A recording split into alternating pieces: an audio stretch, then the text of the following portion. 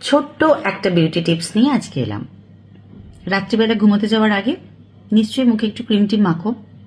ওই ঘুমোতে যাওয়ার আগে যখন মুখটা ভালো করে ওয়াশ করবে, ফেস ওয়াশ দিয়ে হোক বা যেভাবেই তোমরা ফেস ধুতে ভালোবাসো, সেই সময় মুখে একটু বেশি করে জলের ঝাপটা দেবে। জাস্ট জলের যে ঝাপটাটা হয় সেই ঝাপটাটা দেবে। তারপরে তোমার পছন্দের ক্রিম হোক, নাইট ক্রিম হোক, সেরাম হোক, যেটা তোমার পছন্দ, যেটা তোমার স্কিনে স্যুট করে, যেটা তোমার স্কিনের প্রয়োজন, সেই জিনিসটা মাখো, মেখে ফেলো। তারপরে ঠিক সেটা ভালো করে মুখে অ্যাপ্লাই করলে তারপরে দুটো গালে নিজে দুটো মানে বেশ দু হাত দিয়ে হোক এক হাত দিয়ে হোক ঠাস ঠাস করে চড় মারবে। অ্যাকচুয়ালি যে চটটাতে গালে লাগবে, বুঝতে পেরেছ? নিজের গালে জাস্ট চোখটা বন্ধ করে হোক, চোখ খুলে হোক, অবশ্যই করে বাড়িতে কেউ না দেখতে পায়, দেখে দিবে সেটা। ভালো করে জাস্ট চড় মারবে। চড় মারা যাকে বলে, আমরা ছোটবেলায় যখন বকা খেতাম, সে বাবা মার কাছে হোক, টিচারের কাছে হোক, ঠাস করে চটটা মারতে যে লাগতো, কান গরম হয়ে যেত, ওই রকম চটটা মারবে নিজের গালে। দুটো গালে পারলে এখানেও একটু ট্যাপ করবে, দুটো গালে বেশি করে মারবে। এই চটটা তুমি ধরো 20-25 মারলে দেখবে তোমার মুখে একটা হালকা লাল আভা হয়ে যাবে, ব্লাড সার্কুলেশনটা দুর্দান্ত শুরু হবে। তারপরে তুমি চাইলে এর পরে কোনো ক্রিম মাখতেই পারো, নাও মাখতে পারো। যেটা মেখেছো সেটাকে ভালো করে এরকম ট্যাপ করলে, ট্যাপ করাই তো হলো, সেই ক্রিমটা কিন্তু খুব ভালোভাবে বসে গেল তোমার স্কিনে। বাস এবার তুমি ঘুমিয়ে পড়ো। এটা করে দেখো।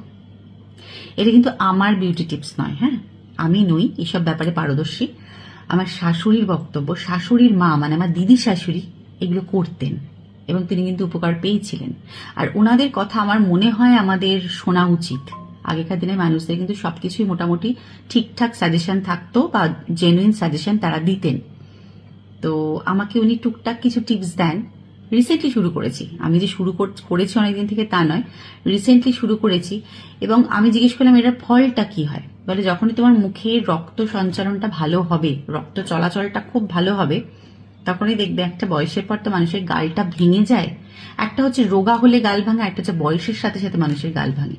সেই গালটা নাকি ভাঙবে না, তোমার গালটা চিরকাল একরকম থাকবে।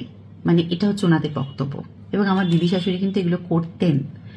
তো মনে হলো আমি শুরু করি, আমি শুরু করলাম, মনে হলো তোমাদের সাথে শেয়ার করি।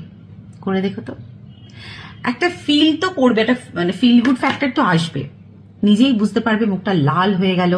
এবং আমি জানি না, একটা অদ্ভুত গ্লো কিন্তু আসে মুখে। সেটা হতে পারে ভুলও হতে পারে, আমি ঠিকও হতে পারি, কিন্তু যখনই আমাদের মুখে ব্লাড সার্কুলেশন ভালো হয় তখন তো অবভিয়াসলি স্কিনে তার গ্লো করবে, স্কিনটা তো তার এফেক্ট দেবে। এটা বাড়িতে ট্রাই করো। আজকের প্রথম বিউটি টিপস, পরেরটা ওনার থেকে শুনবো, শুনে জেরে তোমাদেরকে আবার বলবো, ঠিক আছে? সবাই মিলে একসাথে যদি উপকার হয় তো মন্দ কি। দেখা হচ্ছে নেক্সট ভিডিওতে।